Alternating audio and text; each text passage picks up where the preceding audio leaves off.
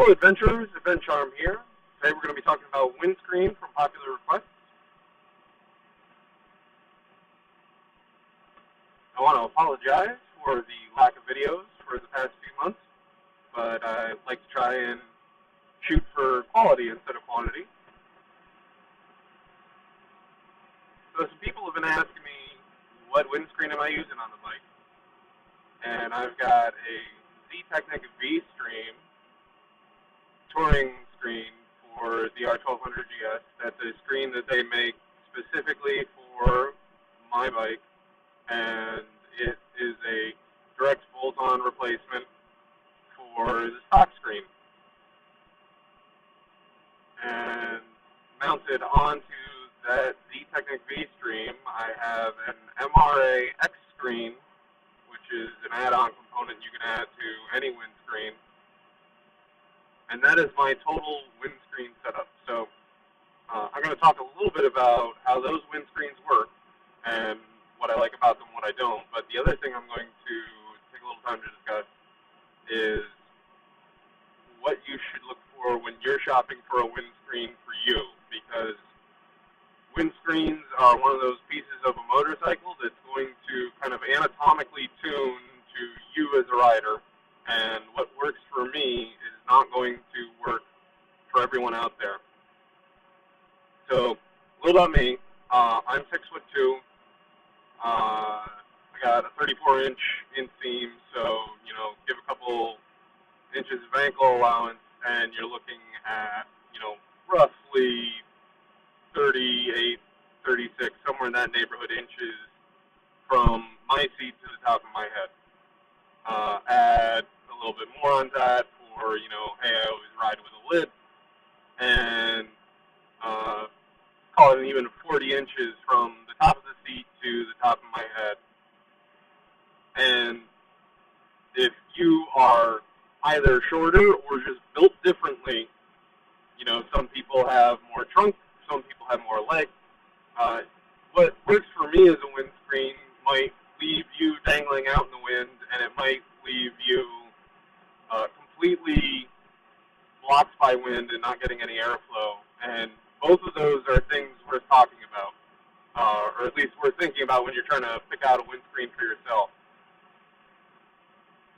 So what I can tell you about my windscreen and my setup can give you a little bit of information, but you're really going to have to try and test it out for yourself and come to your own conclusions, because windscreens, sort of like seats, are one of those things where everyone's built a little differently, and you got to find the stuff that works right for you.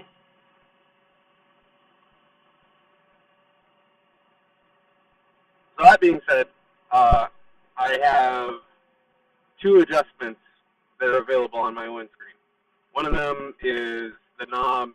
If you're looking at my instrument cluster, there's a little twisty knob that I could grab with my right hand.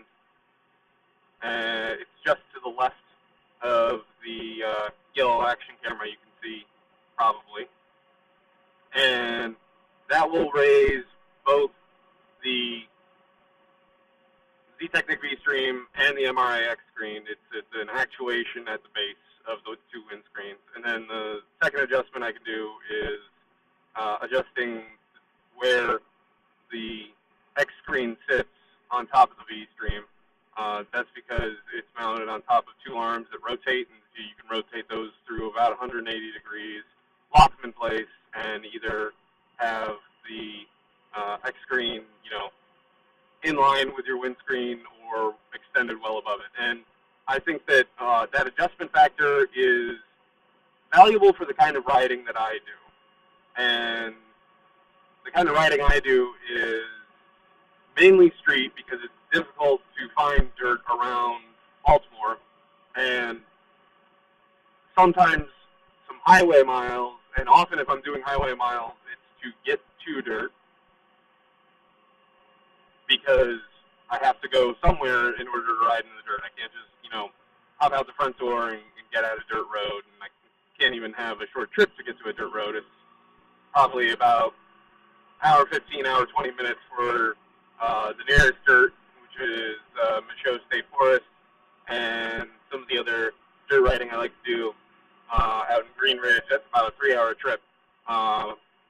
So there's definitely, some concern about highway, high-speed riding, and the wind noise that comes attendant with that. So the adjustment factor, it basically allows me to get out of the wind on a long highway cruise, but when I get wherever I'm going, or if I want to ride something fun and twisty like Falls Road where I'm on right now, I can put the windscreens down and I can get a nice airflow. That airflow is about the only tool that I have available to me on the bike for temperature regulation. So it's important to contemplate that. You don't need to get an adjustable windscreen, right? But you should think about, what am I going to do in terms of temperature regulation? What am I going to do in terms of noise mitigation while I'm riding? The other thing that a windscreen can do for you is on long highway miles. If you're going past about 50 miles an hour, you're starting to get pelted with a lot of air. It's hitting you directly in the chest, and you got to fight that to stay on the bike, right? It's not a huge amount of work, but you got to do it the whole time that you're on the bike, and it's kind of an endurance thing. If you have a windscreen, it's going to push the air up and over you. If you don't, you're going to be fighting that airflow the entire time you're on the bike. So there's more than just noise at stake when you're thinking about windscreen and thinking about riding with a windscreen.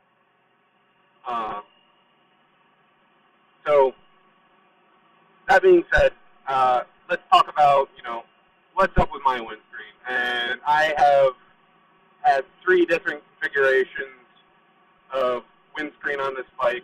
This is the one that I'm comfortable sticking with, and I'll talk a little bit about the 3 different windscreen configurations I've had and, what I found with them. So the first thing I had was the GS Adventure stock windscreen, which is taller than a normal GS screen.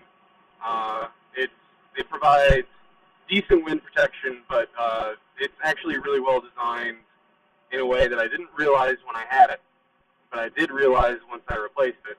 And the really positive part about the GSA screen's design is it's got this contoured surface, if you've ever seen one, and that contoured surface does a very good job of eliminating wind blast off of the top trailing edge of the windscreen.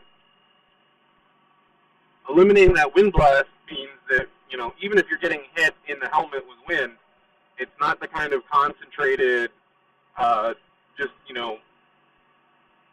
here's all the air that the windscreen was pushing, and now it's all going to land on your helmet noise blast that other windscreens can produce.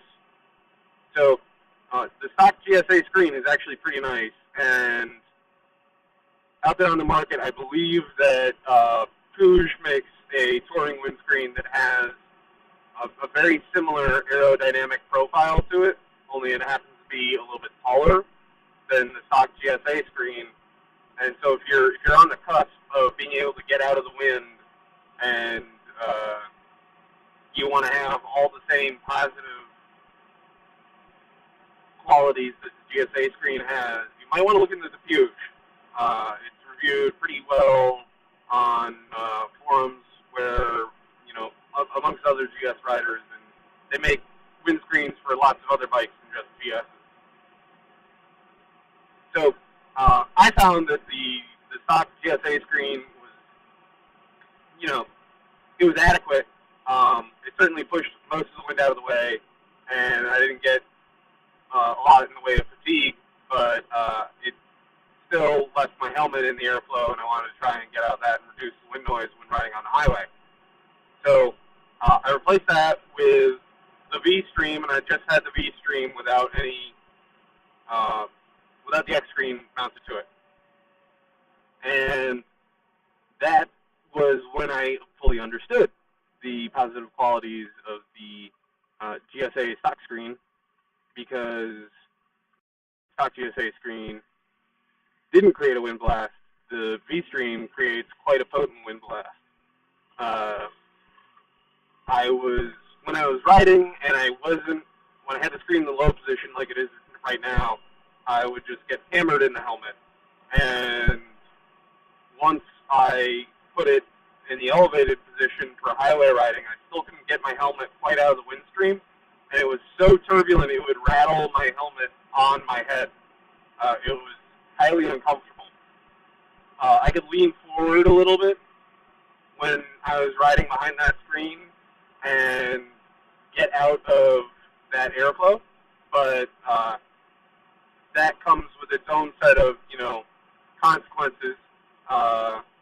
Namely, if you're going and doing many highway miles while you're kind of tucked over like this, you have to hold up your torso either with your arms or with your core, and I could certainly do that for some amount of miles, but past that point, it became very, very uncomfortable.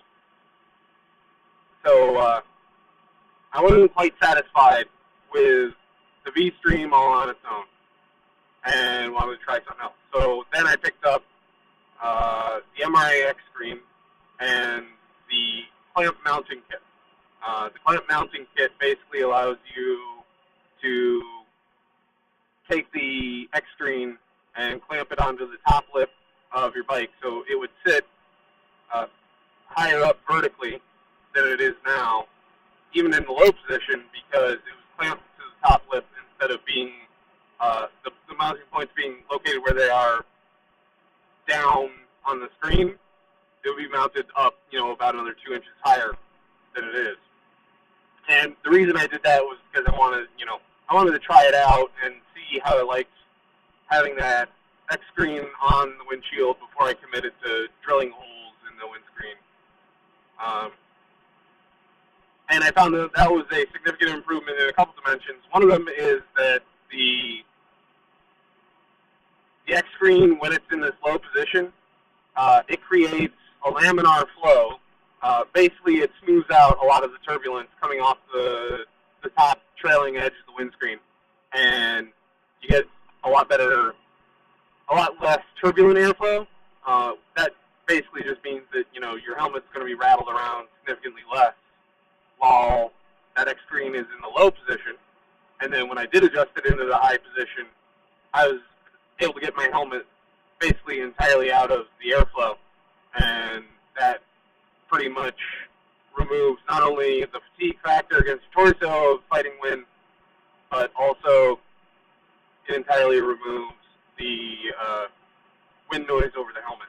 So I like that, and decided, okay, I will use the bolt-on mounting kit, and I will get the X screen mounted there in a more permanent way. And while I was doing that, I kind of bucked MRA's instructions. They give you a template you can put on your windscreen, and it basically says, okay, here's the top trailing edge of the windscreen. Here's where you should drill the 4 holes for the X screen to mount it, and you're off to the races. And that template is fine. There's nothing, it's not wrong, but it does mount the X screen such that in the low position, it's still elevated about an inch or so above the top edge of your windscreen. And I wanted to have them basically flush and mount it up that way. So I spent a lot of time with some masking tape and tape measure, and measured out where the holes should go, drilled them, got them right all on the first try, and mounted it up. And I've been very pleased with that as my setup. I've probably had that for 7 or 8 months now, and I don't see much need in adjusting it. I like basically where everything is at in terms of my windscreen. So I'm going to do it right now. We're on a twisty bit, and I like to ride on the roads in a responsible manner. But once we get on some a little bit more straighter and more open roadways, I'll do a couple quick reviews of where the wind is getting pushed on my body in various configurations.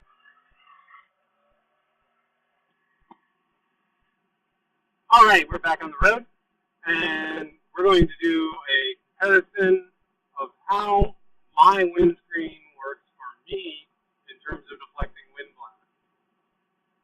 And as I was already harping on before, how my windscreen deflects wind for me is dependent upon my anatomy, so please take it with a grain of salt because it's not going to tell you how a windscreen is going to work for you.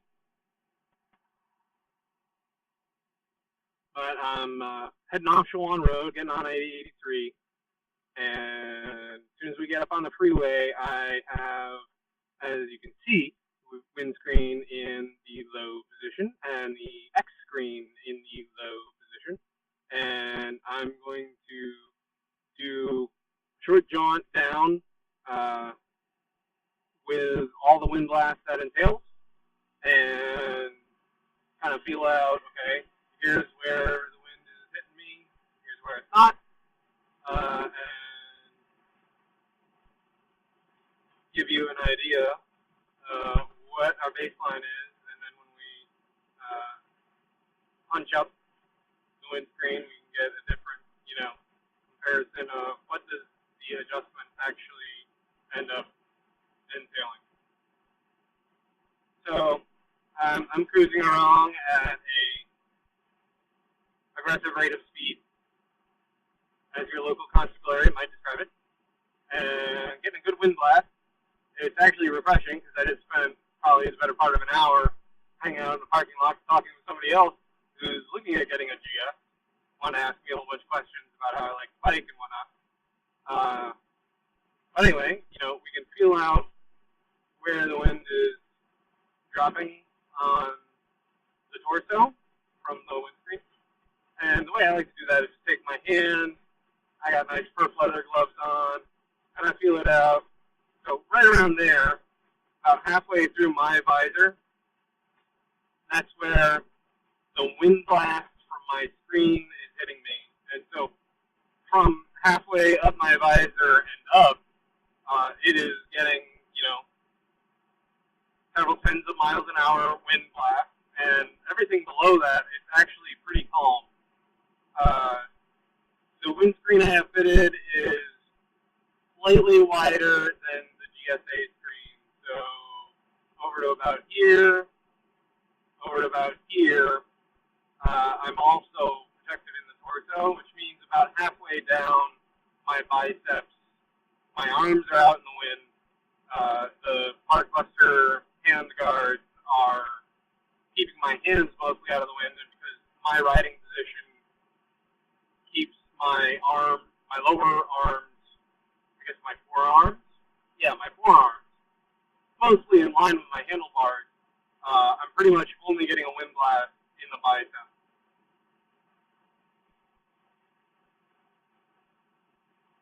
So this is not physically tiring to ride. When I had my old bike and would ride it on the highway, I definitely got a lot more wind in the torso. So I have somewhat of a basis of comparison of how much does riding fast on the highway actually take out of you. And this isn't bad. But I'm getting a lot of wind noise through my helmet. I got my visor clicked shut, which helps with that. I have the helmet vents on top fully open, and if you close those, generally that'll kill some of your wind noise. I also have a helmet with a swappable mouth vent. So basically, I have this grid piece in right now that allows a lot of airflow. That also allows a lot of wind noise. There's a solid plate that can go there, and if you put the solid plate in, it reduces the noise.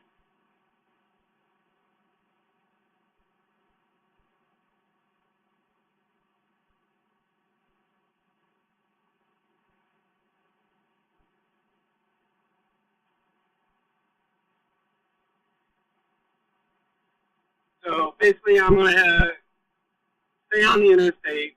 I'm going to grab the first park and ride. I'll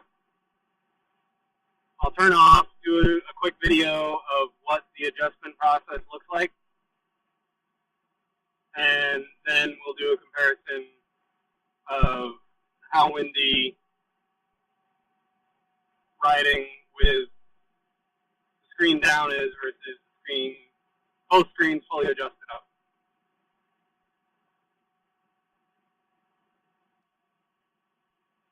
All right, I got myself down the Providence Road, and I'm just gonna take a quick jaunt off here, go stop at the park and ride.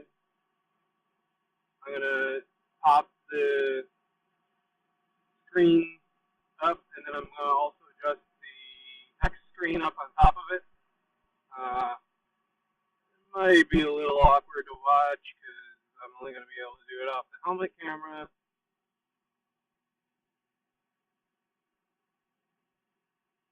But to show you basically what that's like. I can adjust the screen up and down at speeds under about 40 miles an hour. Any faster than that, in my experience, has been that the amount of wind pressure is sufficient to basically prevent moving the screen without potentially damaging the screen mechanism. But it's just one control, and it does drive the screen fully up and fully down.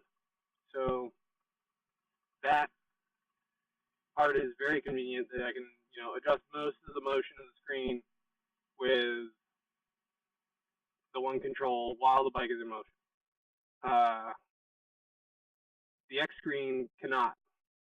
So here I just turn the knob anti-clockwise, and boom, the screen's fully raised. For the X screen, it's a little bit more complicated. There's a lock there, and then on the front of the screen, there's 2 tabs.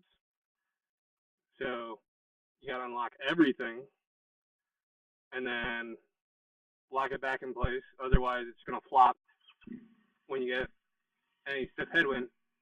But that's the process for the adjustment. I'm practiced at it, so I guess maybe it's quicker than you might get on your first try. But it's pretty convenient and allows both for, having a comfortable amount of airflow when you want it, and getting your helmet out of the noisy wind blast when you don't want it.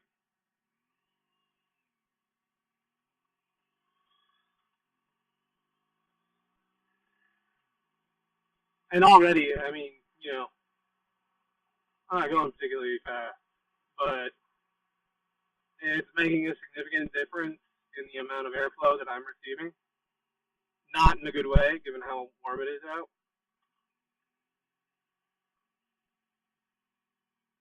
Is it a little uncomfortable with how warm it is out? But when on the interstate, it's nice not having that wind blast noise.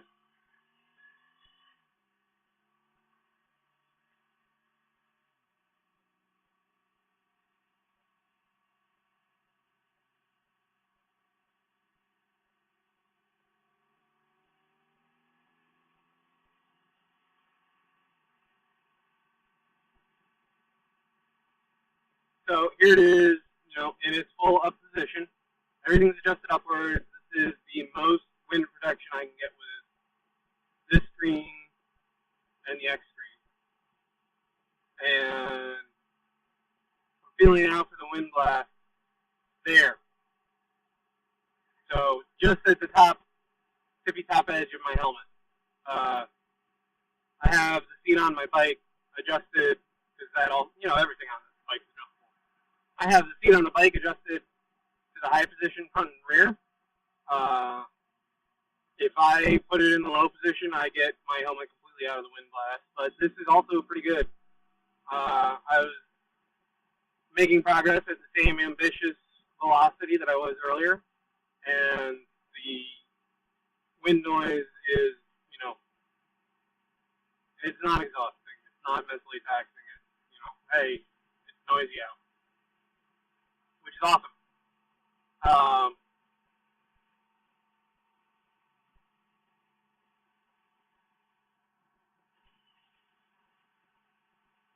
The screen does buffet around, and it is a visual distraction, and I have to look through the X screen when it's adjusted like this.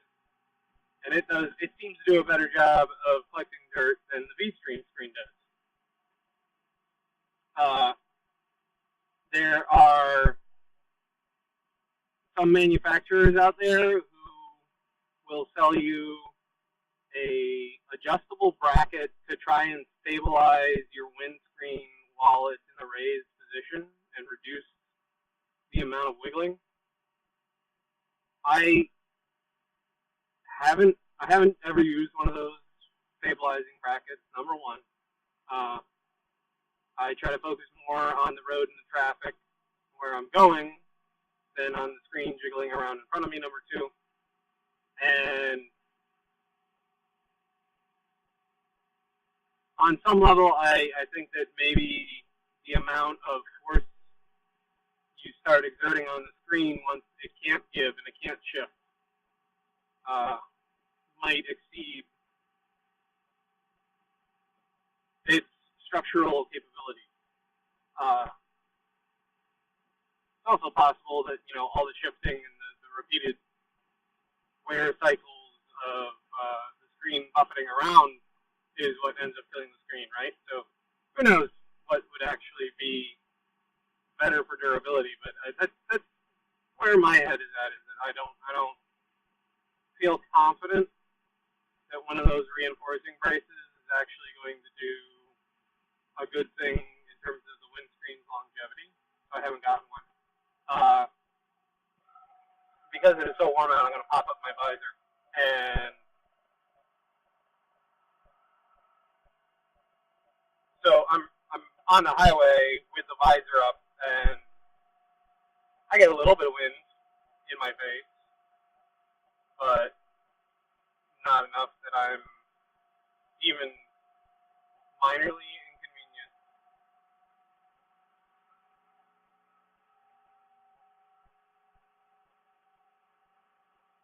So